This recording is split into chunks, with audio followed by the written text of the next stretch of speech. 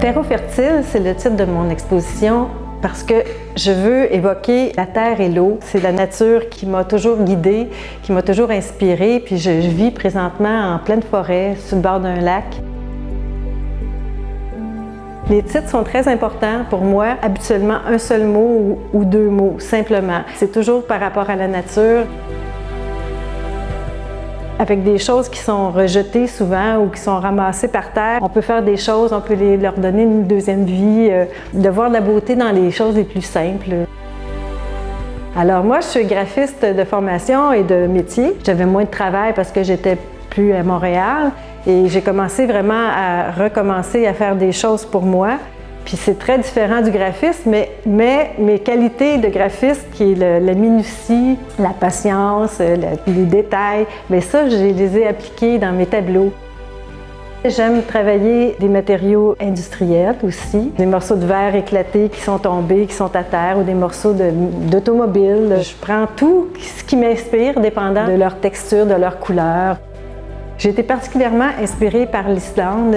Quand j'ai fait mon voyage en Islande, j'ai trouvé plein de lieux hétéroclites, des épaves de bateaux rouillées, des maisons abandonnées. Il y avait plein de choses qui me parlaient. Ça m'a vraiment inspirée.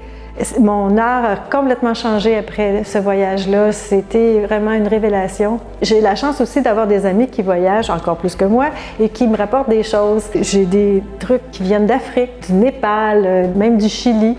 Fait que ça me donne vraiment d'autres pistes, d'autres façons de voir.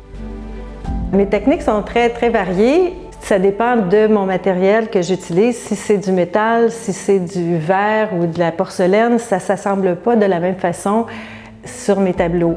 Alors, c'est des défis que j'adore relever, puis ça m'amène sur des pistes complètement différentes. C'est important de prendre le temps de bien regarder mes tableaux parce que c'est plein de petits détails. Sur les côtés même, c'est comme une course au trésor, là, tu regardes des petits objets. Ça donne vraiment une présence particulière à mes tableaux. J'ai fait aussi de la peinture décorative et tout ça. Ça aussi, toutes les textures que j'ai dans mes tableaux, c'est cette expérience-là. Toute ma jeunesse, j'ai beaucoup travaillé avec mon père, fait que les outils, j'en ai. Puis j'aime ça les utiliser, même si j'utilise quand même beaucoup la peinture. Mes bases sont toujours peintes. Je travaille le bois, je travaille à la spatule, la colle. Ça donne une particularité à mes tableaux. Ils sont très vivants, ils ont du volume, puis ils accrochent la lumière.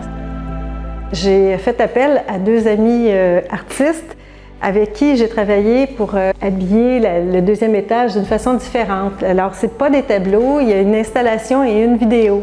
Ce sont des images qui ont été tournées sous l'eau de notre lac qui est en face de la maison. On croirait sous l'eau des tropiques, puis c'est vraiment un lac boréal, ça s'appelle Eau boréale. Et c'est vraiment étonnant, les couleurs, puis c'est pas forcé, c'est pas travaillé.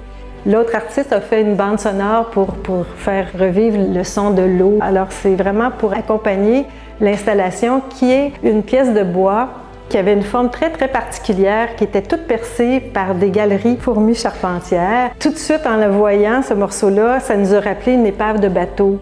Et on a travaillé ça pour évoquer le Titanic. C'était vraiment ça que ça nous inspirait. La nature est menacée, il faut vraiment faire notre petit effort. Puis moi, je le fais d'une façon ludique et artistique, mais il y a d'autres façons de le faire. C'est important de faire chacun notre part, puis de prendre soin de notre environnement si précieux.